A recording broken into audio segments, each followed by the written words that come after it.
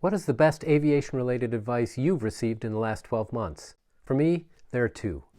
First, aggressively guard against complacency. If you start to feel like you know something really well, fly with someone else with the goal of learning at least one new thing. The other person could be your regular CFI, a different CFI, or someone whose skills you admire. Also, you can either identify something specific you're interested in learning or just observe to see what you can learn.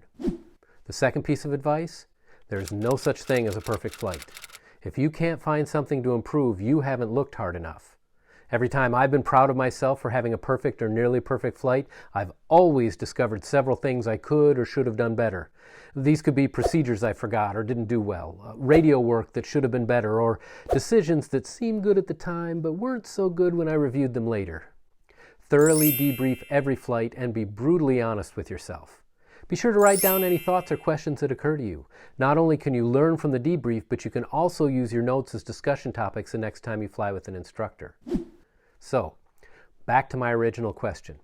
What is the best advice you've received in the last 12 months? Please take a few moments to write your thoughts down in the comments section. I would love to know what you've learned, and I believe other viewers will as well. As always, if you're looking for more flight training information, please watch this video next.